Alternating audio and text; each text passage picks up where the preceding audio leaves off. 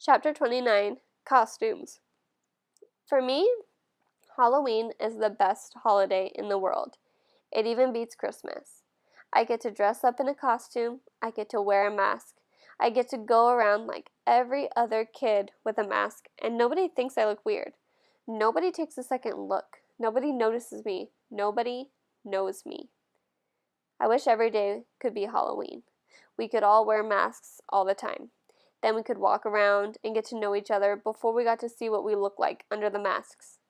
When I was little, I used to wear an astronaut helmet everywhere I went. To the playground, to the supermarket, to pick up Via from school, even in the middle of summer. Though it was so hot my face would sweat, I think I wore it for a couple of years, but I had to stop wearing it when I had my eye surgery. I was about 7, I think. And when we couldn't find the helmet after that, Mom looked everywhere for it. She figured that it had probably ended up in Grand's attic, and she kept meaning to look for it, but by then I had gotten used to not wearing it. I have pictures of me in all my Halloween costumes. My first Halloween, I was a pumpkin. My second, I was Tigger. My third, I was Peter Pan. My dad dressed up as Captain Hook. My fourth, I was Captain Hook. My dad dressed up as Peter Pan. My fifth, I was an astronaut. My sixth, I was Obi-Wan Kenobi. My seventh, I was a clone trooper. My eighth, I was Darth Vader. My ninth, I was the Bleeding Scream, the one that has fake blood oozing out over the skull. But this year, I'm going to be Boba Fett.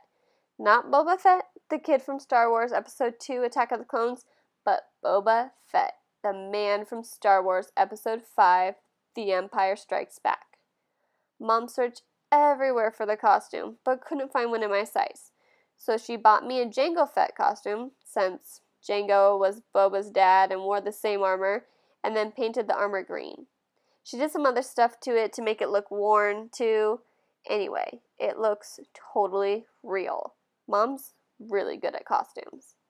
In homeroom, we all talked about what we were going to be for Halloween. Charlotte was going as Hermione from Harry Potter. Jack was going as a Wolfman. I heard that Julian was going as Jango Fett, which was a weird coincidence. I don't think he liked hearing that I was going as Boba Fett. On the morning of Halloween, Via had this big crying meltdown about something. Via has always been so calm and cool, but this year she's had a couple of these kinds of fits. Dad was late for work and was like, "Via, let's go. Let's go." Usually Dad is super patient about things, but not when it comes to his being late for work. And his yelling just stressed out Via even more, and she started crying louder. So Mom told Dad to take me to school and that she'd deal with Via. Then, Mom kissed me goodbye quickly before I even put on my costume and disappeared into Via's room. "Augie, let's go now," said Dad. "I have a meeting I can't be late for." "I haven't put my costume on yet." "So put it on already. 5 minutes. I'll meet you outside." I rushed to my room and started to put on the Boba Fett costume, but all of a sudden I didn't feel like wearing it. I'm not sure why. Maybe because it had all these belts that needed to be tightened and I needed someone's help to put it on. Or maybe it was because it still smelled a little like paint. All I knew was that it was a lot of work to put the costume on, and Dad was waiting and would get super impatient if I made him late. So, at the last minute, I threw on the Bleeding Scream costume from last year. It was such an easy costume, just a long black robe and a big white mask. I yelled goodbye from the door on my way out, but Mom didn't even hear me. "I thought you were going as Jango Fett," said Dad when I got outside. "Boba Fett!" "Whatever," said Dad. "This is a better costume anyway." "Yeah, it's cool," I answered. Chapter 30, The Bleeding Scream. Walking through the halls that morning on my way to the lockers was, I have to say, absolutely awesome. Everything was different now. I was different. Where I usually walked with my head down, trying to avoid being seen, today I walked with my head up, looking around. I wanted to be seen. One kid was wearing the same exact costume as mine, long white skull face, oozing fake red blood, high-fived me as we walked past each other on the stairs. I have no idea who he was, and he had no idea who I was, and I wondered for a second if he would have ever done that if he'd known it was me under the mask. I was starting to think that this was going to go down as one of the most awesome days in the history of my life, but then I got to homeroom. The first costume I saw as I walked inside the door was Darth Sidious. It had one of the rubber masks that are so realistic, with a big black hood over the head and a long black robe. I knew right away it was Julian, of course. He must have changed his costume at the last minute because he thought I was coming as Jango Fett. He was talking to two mummies who must have been Miles and Henry, and they were all kind of looking at the door like they were waiting for someone to come through it. I knew it wasn't a bleeding scream they were looking for, it was a Boba Fett. I was going to go and sit at my usual desk, but for some reason, I don't know why, I found myself walking over to a desk near them, and I could hear them talking. One of the mummies was saying, "It really does look like him.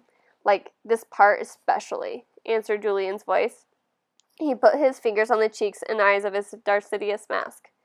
"Actually," said the mummy, "what he really looks like is one of those shrunken heads. Have you ever seen those? He looks exactly like that.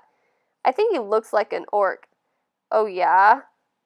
"If I look like that," said the Julian voice, kind of laughing, "I swear to God, I put a hood over my face every day." "I've thought about this a lot," said the second mummy, sounding serious, "and I really think, if I look like him, seriously, I think that I'd kill myself." "You would not," answered Darth Sidious. "Yeah, for real," insisted the same mummy. I can't imagine looking in the mirror every day and seeing myself like that. It would be too awful. And getting stared at all the time?" "Then why do you hang out with him so much?" asked Darth Sidious. I don't know," answered the mummy. "Tushman asked me to hang out with him at the beginning of the year, and he must have told all the teachers to put us next to each other in all the classes or something." The mummy shrugged. I knew the shrug, of course. I knew the voice. I knew I wanted to run out of the class right then and there, but I stood where I was and listened to Jack Will finish what he was saying. "I mean, the thing is, he always follows me around. What am I supposed to do?" "Just ditch him," said Julian. I don't know what Jack answered because I walked out of the class without anyone knowing I had been there. My face felt like it was on fire while I walked back down the stairs. I was sweating under my costume, and I started crying. I couldn't keep it from happening. The tears were so thick in my eyes I could barely see, but I couldn't wipe them through the mask as I walked. I was looking for a little tiny spot to disappear into.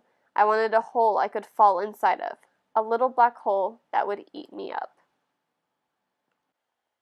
Chapter 31, Names. Rat Boy, Freak, Monster, Freddy Krueger, E.T., Gross Out, Lizard Face, Mutant. I know the names they call me. I've been in enough playgrounds to know kids can be mean.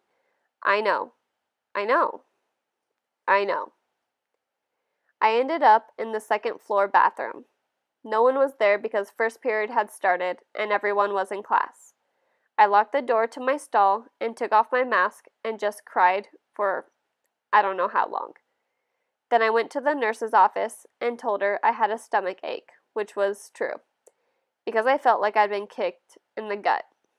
Nurse Molly called Mom and had me lie down on the sofa next to her desk. 15 minutes later, Mom was at the door. "Sweetness," she said, coming over to hug me. "Hi," I mumbled. I didn't want her to ask anything until afterward. "You have a stomach ache?" she asked, automatically putting her hand on my forehead to check for my temperature. "He said he feels like throwing up," said Nurse Molly, looking at me with very nice eyes. "And I have a headache," I whispered. "I wonder if it's something you ate," said Mom, looking worried. "There's a stomach bug going around," said Nurse Molly. "Oh, geez," said Mom, her eyebrows going up as she shook her head. She helped me to my feet. "Should I call a taxi, or are you okay walking home?" "I can walk." "What a brave kid," said Nurse Molly, patting me on the back as she walked us toward the door. "If he starts throwing up or runs a temperature, you should call the doctor." "Absolutely," said Mom, shaking Nurse Molly's hand. "Thank you so much for taking care of him." "My pleasure." answered Nurse Molly, putting her hand under my chin and tilting my face up. You take care of yourself, okay? I nodded and mumbled, thank you. Mom and I walked the whole way home. I didn't tell her anything about what had happened, and later when she asked me if I felt well enough to go trick-or-treating after school, I said no. This worried her, since she knew how much I usually loved trick-or-treating. I heard her say to Dad on the phone, he doesn't even have the energy to go trick-or-treating. No fever at all. Well, I will if he doesn't feel any better by tomorrow. I know. Poor thing. Imagine his missing Halloween. I got out of going to school the next day too, which was Friday, so I had the whole weekend to think about everything. I was pretty sure I would never go back to school again.